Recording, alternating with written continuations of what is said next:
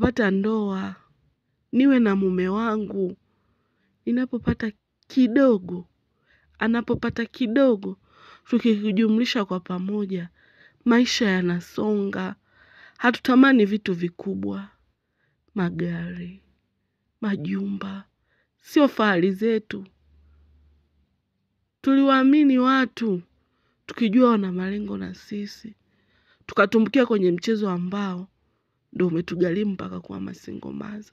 Je, tungewatoa hao watoto? Tungeenda hospitali tukazichomoa hizo mimba ili tusiwe masingle mother? Tubaki kuwa mama wa marehemu msio wajua, tukiupendezesha ulimwengu, kumbe tumeshamkosea na Mungu wetu? Hapana. Mara ya mwisho nilionyesha mshahara anaoupata na mahitaji muhimu aliyokuwa anahitaji kabla mshahara wangu haujaingia. Mshahara wangu umeingia tarehe 24.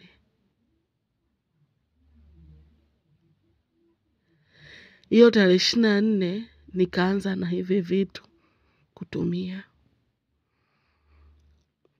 Kwanza kabisa nilipa hiyo kodi 250,000 ambayo nimelipia ni miezi 3, kwa saizi nadaiwa tena kodi mwezi wa kwanza.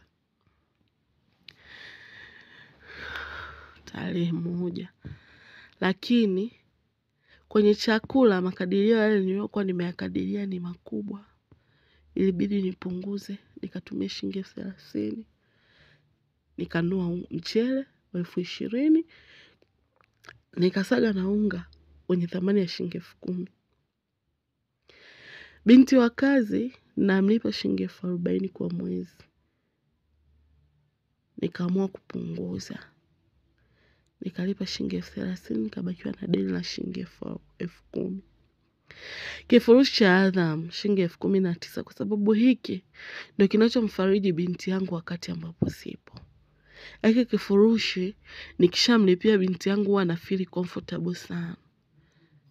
Anafanya kazi kwa wakati, anajishughulisha, anamhudumia mtoto, anakaa anatulia anaangalia vitu vyake. Wakati mwingine akiwa tu anasikiliza, hata akiwa nje anajisikia vizuri. Kwa hiyo ilikuwa ni lazima ninunue.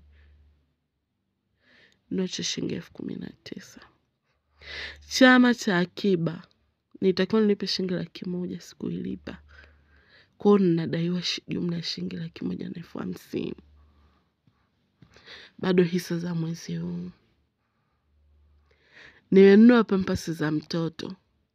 Pampasi hizi sio kwamba tunamfunga